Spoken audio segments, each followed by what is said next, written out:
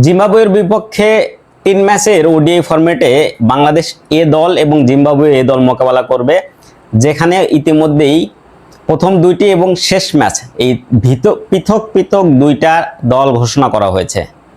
কিন্তু টপ অর্ডারে অনেক মুখ দেখেছি। জাকির হাসানকে আবারও কামব্যাক করানো হয়েছে, ইফতেখার ইফতি রয়েছেন বা অমিত হাসান রয়েছেন, কিন্তু একজনের নাম না দেখে খুবই অবাক হয়েছি। তিনি হলেন মাহফুজুল ইসলাম রবিন। এই ঢাকা প্রিমিয়ার লিগে তিনি অসাধারণ ব্যাটিং করেছেন, এরপরও তাকে রাখা হয়নি।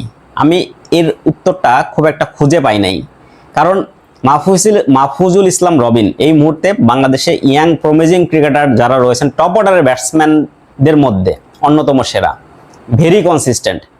এবং as a opener Mahfuzul Islam Robin 50 over ক্রিকেটে তিনি কিন্তু দুর্দান্ত ব্যাটিং করে যাচ্ছেন। দীর্ঘদিন হলো, একটা দুইটা বছর হলো কিন্তু টানা ভালো করে যাচ্ছেন।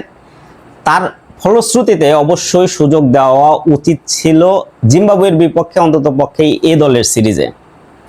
ঢাকা প্রিমিয়ার লিগের ওই লাস্ট ম্যাচ, যেটা সিটি ক্লাবের বিপক্ষে 326 রান চেস করে অগ্রণী ব্যাংক জিতেছে, সেখানে মাহফুজুল ইসলাম রবিনের 147 রানের যে ইনিংসটা আমার কাছে মনে হয় এই ঢাকা প্রিমিয়ার লিগের এইবারের চলতি আসরে অন্যতম সেরা একটা ইনিংস।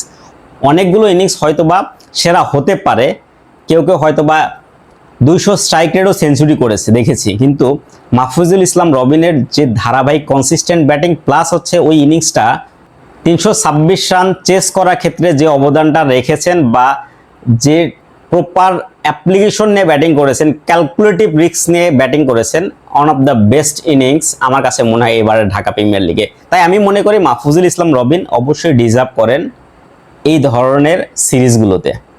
আমার কাছে মনে হয়েছে মাহফুজুল ইসলাম রবিনের ক্ষেত্রে একটু ইনজাস্টিস হয়েছে।